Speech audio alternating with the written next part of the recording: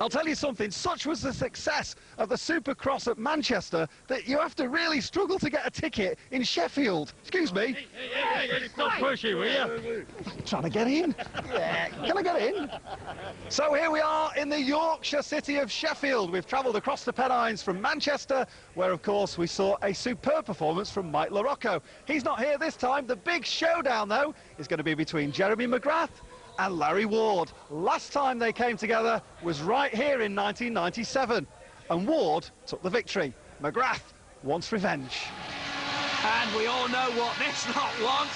The Mexican wave heralds the final session. The jump show is next. £500 for the winner. And slight disappointment, Gary Taylor, Britain's jump hero in Manchester, injured himself in practice. His place is taken by Carl Belfield, but it's Marco Dube from Canada with the opener, a heel clicker to get the competition rolling. 3 jumps each, second coming up. Generous air off the ramp, 30 feet at least.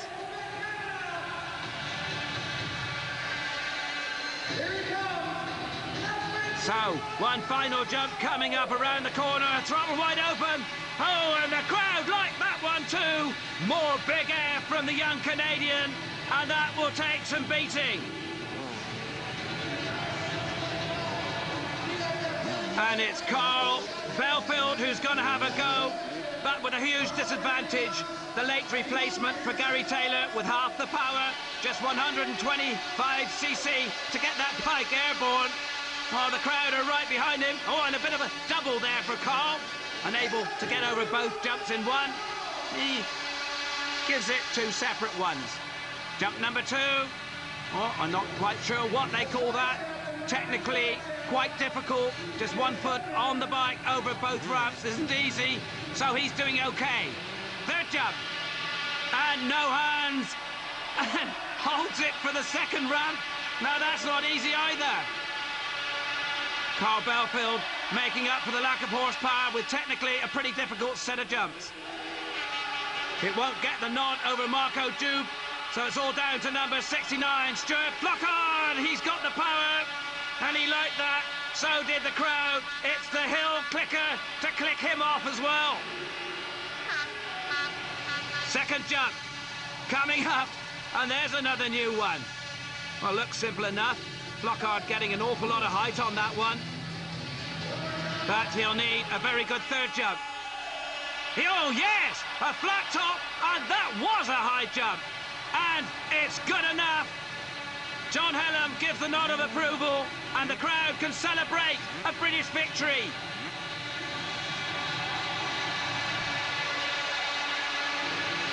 And while they do that, let's find Paul. It looks to me like you got some pretty scary stuff for benefits. I mean, what's all this sort of bits and pieces here? Look at that. That's an interferential. It's vacuum suction and galvanic electricity. Specialist treatment, muscle tears, things like that, enhancing muscle performance. What did you say? It's galvanic who? Electricity.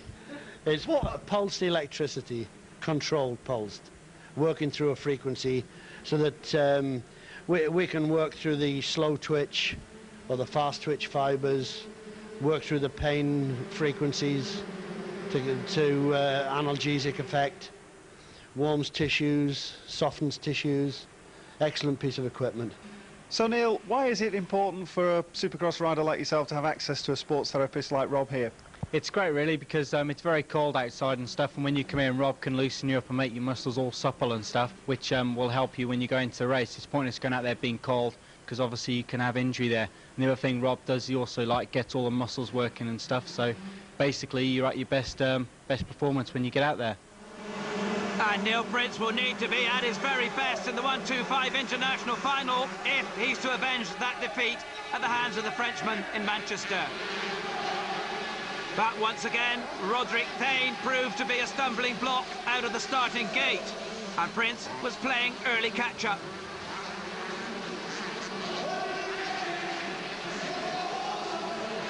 Any prodigy of Kurt Nichol has to be a bit special.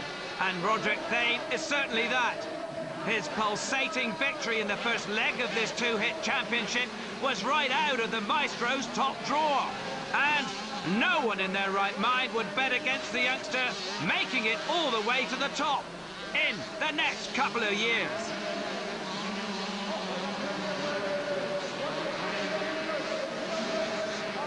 With a lap to go, he was over 4 seconds up and lapping everyone bar second and third. Billy Mackenzie, 21, had got past Prince to grab a precious second, but they could only marvel as the Frenchman, without tiring, kept up the pace and himself well out of harm's way to record back-to-back victories in this remarkable new series.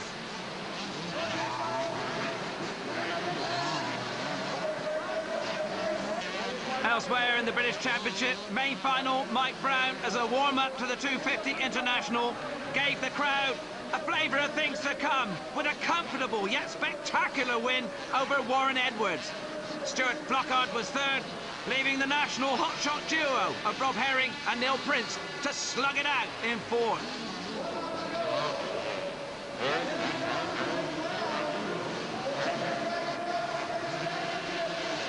A great victory for Brown, now talking with Paul Massell.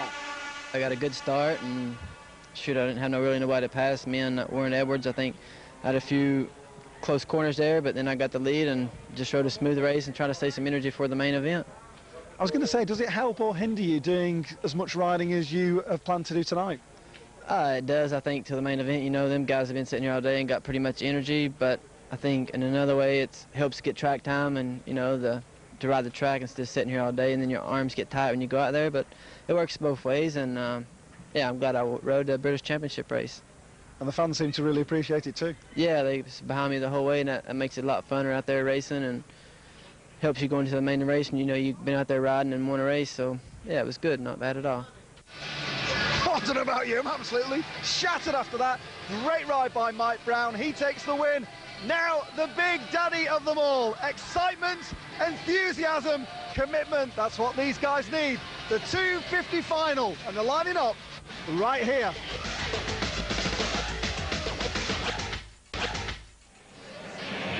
Okay, this is the 20-lap. Welcome back, so here we are, the 20-lap final about to get underway. Massive tension here in the stadium. I'm getting out of the way before I get run over. And the noise almost unbearable as the eagerly awaited clash between Jeremy McGrath, USA, and Larry Ward, USA, draws near. There isn't a spare seat in the house. There isn't a spare space on the grid. 20 laps that promised so much, but with a big act to follow. 1997 and 98 were sensational, and here they go. Number 1, McGrath, and number 7, Ward will argue the whole shot, and it's McGrath who nudges his way through. Ward is second, Warren Edwards is third. Out into the cold for the first time, and Ward might reflect that first corner. He had the chance, but was muscled out of the way by McGrath. But the man is something special, absolutely stunning there through that set of jumps. He said the whole shot on this track would be crucial, and I think we're about to see just how crucial it was. But Ward is on the case, and from the way he came down through the whoops there, it looks to me as if he's got the quicker bike. So, can Larry Ward turn the form book upside down and do to McGrath what he did in 1997, when he dumped him back into second place? It's not, of course, so much catching McGrath, it's passing him. And once again, he's superb through the jump section. Fair play to Ward, not quite as tidy, but he's giving no ground. The whoops, this is where he caught up last time. What about this time? Well, we must wait for that one. Meanwhile, the art of Supercross can be illustrated no better than this. It's quite remarkable. Leaders into orbit with Ward, I suggest, working on a new game plan. The last one was good, but not that good. McGrath still leads. Oh, in the tabletop. That will greet the winners in 17 laps time. It's a long way back to third already. Warren Edwards still holds that honour at the moment, with Mike Brown breathing right down his neck. Into the whoops. Now then, can Ward carve himself another opportunity this time? Yes! No! McGrath is so tight, nudges out a bail onto the track, and Ward is thwarted. Well, they're getting higher and higher. They're getting quicker and quicker. Jeremy McGrath producing his best to withstand a series of withering attacks from his fellow American. Absolutely nothing in it as they come back into the arena. A group there of McGrath supporters, I think, warning their man that Ward is closing up on the inside, but he probably knew that already. Now whoops again, McGrath pumping his arms. Ward again cuts back the lead. Not quite as much this time. McGrath escapes. And the chance now to look again at the moment when Larry Ward might have broken the wizard spell. Instead, it was for the bail tolled. Mike Brown in fourth, giving Warren Edwards a hard time now. Edwards, who raced so magnificently for 2 laps in Manchester before dropping his bike, is again showing quite a liking and an aptitude for this Supercross lark. And they're not that far behind McGrath and Ward, who continue to dispute first place. Ward not quite as close that time, and the bail moved again, and that won't help. McGrath again involved in a little track modification, forcing Ward onto a more scenic route. And the battle there between 21, Isaiah Johnson, and number 8, Mark Hucklebridge. It's fourth place they're arguing about. Mike Brown, incidentally, is settled down out of the way in third. And I hate to say it, but I'm wondering if Ward isn't settling for second as well. Or perhaps not. This is his favourite section. And once more, he's nudging McGrath's rear wheel. Just a little reminder here that perhaps it isn't all over yet. Dropping back, though, again on that section. And that's a massive leap from McGrath. Those sitting right down in the front seats, craning their necks, looking up underneath the bike almost. That must be a remarkable sight. And Ward right back in the hunt here. He seemed to be dropping back at the start of the lap before this one, but it's game on again. And getting in amongst the back markers, this just might be interesting. Right up onto McGrath's rear wheel, but that's as far as it goes. Ward again gets to the door, but can't unlock it. The game, however, intensifies as they get in amongst these slower bikes. McGrath with the problems, and Ward ready to pick up any scraps that might be going. Like there, McGrath held up, Ward closing up, and McGrath a little twitchy there on that takeoff. Well, he's clear, and it's Ward's turn now to mix it with the pack, and he's had to go wide. That will have cost him 8 to 10 metres. McGrath slips away yet again. And the man who admits to a soft spot for the British fans is giving them good value for money tonight. And Ward's chance, maybe at last, slipping away. Oh, Mike Brown clatters it to a track marshal there. Well, I don't know quite what that was all about. Well, he did say he was going to knock him over tonight, but surely that's not what he meant. McGrath, by the way, in his pre-race interview said, I plan to give Larry a hiding. He beat me here in '97, and that was a race I wanted real bad. I know I made some mistakes then, but now I'm a different rider. Powerful stuff.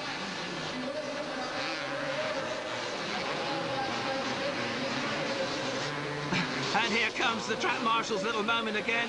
Oh, well, he took a dive there, no doubt about that. On a football pitch, that's a yellow card, or even a red. Going back to the Sheffield '97, the bit that really got up McGrath's nose was Ward's victory words on the podium. He told a packed house, tonight, I was riding a stock Honda. If you want to win races, go out and buy one of these. And that was red rag to McGrath, who just left Honda. in a bitter and painful conclusion. There's Brown in third, 9 is Jeff Perrott, 17 Charlie Hollis, and number 3 Warren Edwards, shaking his head, feeling perhaps they should have got out of the way. Mike Brown won't mind, it gives him a bit more space. And I have to say, this time I think Larry Ward has finally packed up the chase. Maybe, after all, it was a lost cause. He's proved himself more than a match for McGrath on the whoops, on the jumps, as he did in 1997. But the recent change from Suzuki to Kawasaki means it's a first Supercross outing with the new outfit, and that could be the difference. It takes time to get used to and set up with a new manufacturer.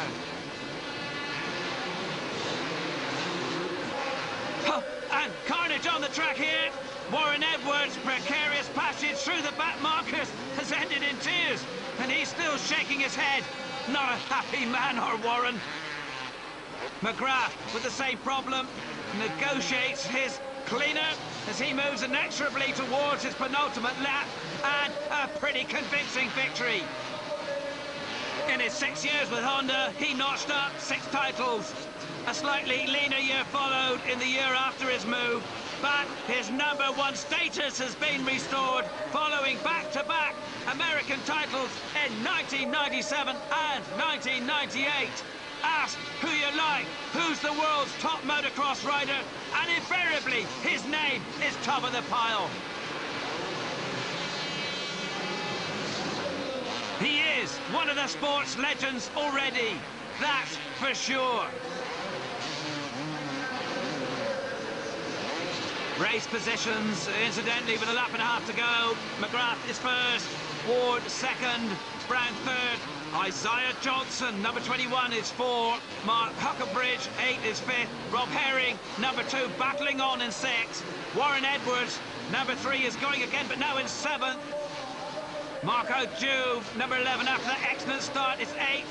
With Stewart, Jumpman, Flockhart, 69, 9th, and Charlie Hollis in 10th.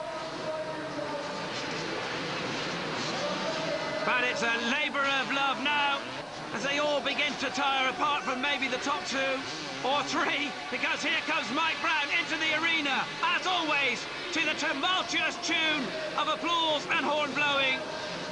Although he was born in America, British motocross fans regard him now as one of their own.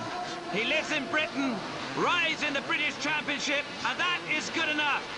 Third here will be considered a British triumph, and long may that continue.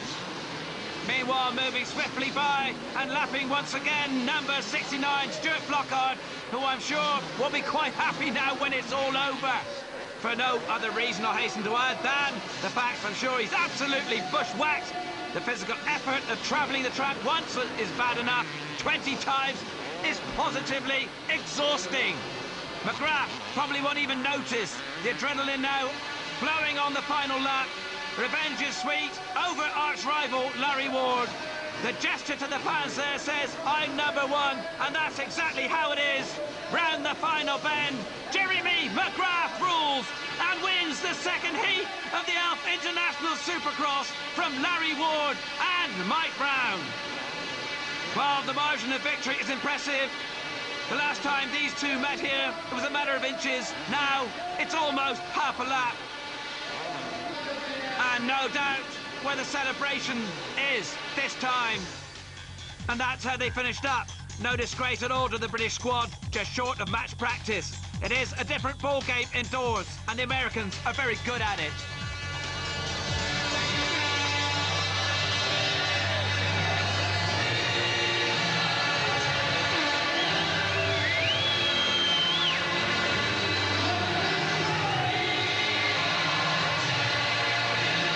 It feels great to be back here at Sheffield. You know, it's a great race, a little fun race, and the guys do a great job here, and I'd like to thank them for having me. And you know, it was one of those tracks today that you had to get the whole shot. If you didn't get the whole shot, you were in bad business. You know, so the start was 90%, and Larry rode a great race. It was just one of those things where if you're in first, you get the lappers first, and it's just kind of one of those races. But I'm happy to be up here. Jeremy got a good start, so did I. We were side by side. He came over on me a little bit, and you know, I could have got him back in the first turn, but I knew it was a long race. And first race out of Kawasaki, I'm real happy to be up here on the podium and go back home and test and get used to that new bike and come out strong here in a couple weeks at the next race. It's absolutely fantastic, really. It's really unbelievable. I cannot believe that one can do that with a motorbike. It's really fantastic. And that view was shared by all of us watching Supercross for the first time. Oh, I don't know about you, I'm absolutely shattered. What an awesome night here at the Sheffield Arena. The International Supercross proving a big hit with the fans. Jeremy McGrath and the Americans are off home, and we hope to be back here next year. From all of us on the team, see you next time.